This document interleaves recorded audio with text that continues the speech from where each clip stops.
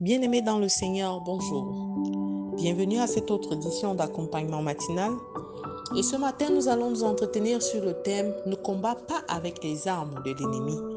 Et le passage dont nous allons nous inspirer est tiré du premier livre de Samuel au chapitre 17, versets 45 à 47. Il est écrit: David dit aux Philistins, « Tu marches contre moi avec l'épée, la lance et le javelot, et moi, je marche contre toi au nom de l'Éternel des armées, du Dieu de l'armée d'Israël que tu as insulté.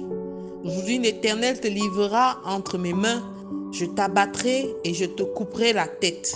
Aujourd'hui, je donnerai les cadavres du champ des Philistins aux oiseaux du ciel et aux animaux de la terre, et toute la terre saura qu'Israël a un Dieu.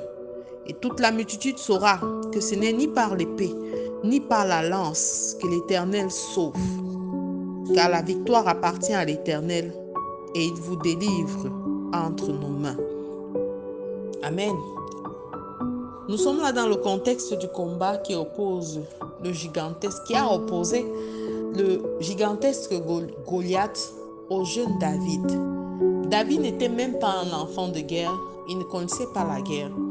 Il était dans ses champs lorsque son père l'a envoyé apporter à manger à ses frères qui se trouvaient sur le lieu du combat. Une fois sur les lieux, il se rend compte qu'il y a quelqu'un qui impressionne les enfants d'Israël, les hommes de guerre. Et depuis 3 jours, personne n'ose l'affronter. David accepte de l'affronter, mais il ne se sert pas des mêmes armes que Goliath. Vous lirez dans les passages précédents que Goliath mesurait 3 mètres et il avait un grand casque d'airain et une armure et une épée immense. Mais David n'avait rien de tout ça. Tout au long de notre vie, nous affrontons des Goliaths qui peuvent se manifester sous toutes les formes, sous les formes d'épreuves, de difficultés ou bien de tentations. Nous rencontrons même en apparence des Goliaths physiques. Mais la Bible nous enseigne que ce n'est pas la carrure ou l'apparence qui donne la victoire. Comme pour le cas de David, c'est la conviction d'avoir à ses côtés et en soi celui-là qui n'échoue jamais, celui-là qui peut infiniment au-delà de ce que nous pensons, ce que nous espérons. Nous avons à nos côtés le puissant guerrier. Nous avons Jésus-Christ. Et avec cette conviction, David a pu affronter par la foi ce Goliath et lui dire: quelle que soit l'arme avec laquelle tu t'es pointé devant moi, moi je te dis, le Seigneur que tu as insulté en m'insultant vaincra. Alors ce n'est pas parce que les gens ont médit contre toi que tu vas aller aussi médire. Ce n'est pas parce que ils t'ont calomnié ou ils ont mis des embûches sur ton chemin que tu utiliseras la même ruse pour pouvoir gagner la victoire. En tant qu'enfant de Dieu, tu dois t'armer de cette conviction comme David. Tu dois te charger de cette foi pour être en mesure d'avoir et d'obtenir du Seigneur tout ce qui est nécessaire pour pouvoir remporter la victoire. Bien-aimé, souviens-toi, la parole a tout dit, la parole est complète. Il est écrit dans Ephésiens 6, 12 que nous n'avons pas à lutter contre la chair et contre le sang, mais contre les dominations, contre les autorités, contre les princes de ce monde de ténèbres, contre les esprits méchants. Alors chaque fois que quelqu'un t'attaque physiquement, chaque fois que quelqu'un cherche à te détruire par des mots, par des paroles, sache que tu dois te servir des armes que le Seigneur met à ta disposition. Car celui qui vit en toi est plus fort que celui qui est dans le monde. Tu ne dois pas contre-attaquer de la même manière qu'ils sont venus. Non. Tu as d'autres chemins que le Seigneur t'a donné.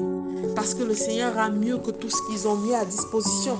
David a pu dire aux Philistins que tu es venu avec moi par l'épée. Et au verset 47, il est écrit que la multitude est sauvée. Ce n'est ni par l'épée ni par la lance que l'Éternel sauve. Parce que comme sa parole nous le redit dans 2 Corinthiens 10, 4, les armes avec lesquelles nous combattons ne sont pas charnelles, mais puissantes par la vertu de Dieu pour renverser des forteresses. Les armes dont tu dois te servir ne sont pas les armes charnelles. Elle t'a dit des mots, tu veux répondre. Il t'a fait ceci, tu veux lui tendre une embûche. Vous allez même jusqu'à l'affront physique. Ce n'est pas le combat. Les armes de Dieu sont puissantes pour renverser des forteresses. Et je te dis aujourd'hui, je te recommande de faire ce choix. De ces 3 attitudes qui ont donné la victoire à David. Il a su en premier que le Seigneur est toujours avec lui. Il a compris que l'Éternel est à ses côtés. Et la conviction de l'avoir avec lui, la foi en Dieu, qui est le deuxième élément, l'a affermi et lui a donné du courage. Parce que c'est cette foi qui te donnera du courage, afin que tu ne te laisses pas impressionner par la hauteur, par la qualité, par les compétences de ton adversaire. Parce que celui qui est à côté de toi combat plus que ça. Il peut déplacer des montagnes. Alors l'adversaire au-devant de toi n'est pas fort. Alors le physique de ton adversaire ne doit pas te décontenancer, ne doit pas t'amoindrir ou te décourager. En troisième, troisième position, David a su que Dieu peut accomplir l'impossible. Il a su que Dieu ferait avec Saint-Pierre. Saint-Pierre qui symbolise le nom de Jésus. Les 5 lettres du nom de Jésus.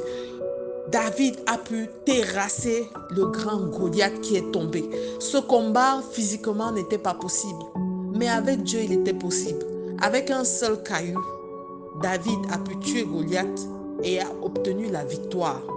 Bien-aimé dans le Seigneur, ce n'est pas la lance ou l'épée qui ont donné la victoire à David, contrairement à ce que le commun des mortels aurait pu voir avec leurs yeux physiques.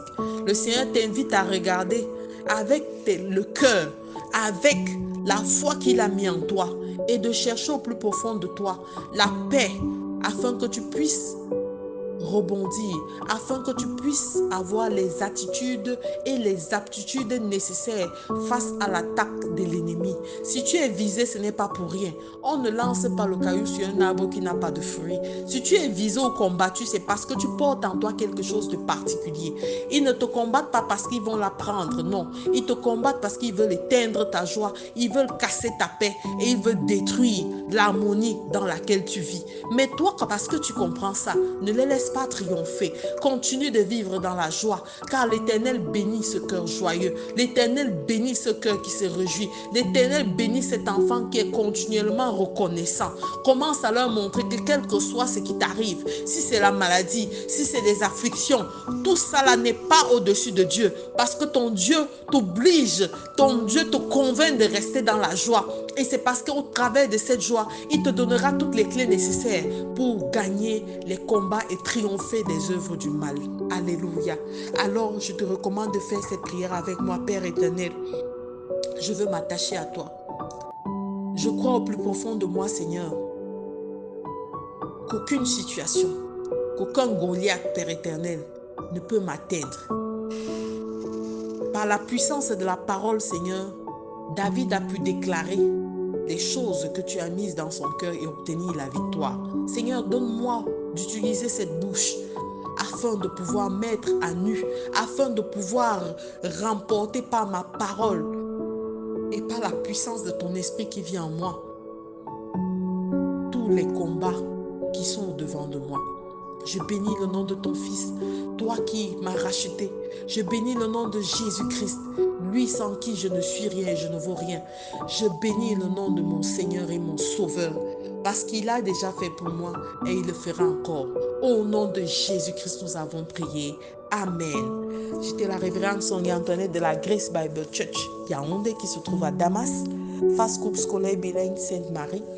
Je vous souhaite une excellente semaine et je souhaite que vous mettiez en pratique tout ce que vous avez reçu et que surtout la joie, la paix de Dieu ne vous quitte pas. Shalom.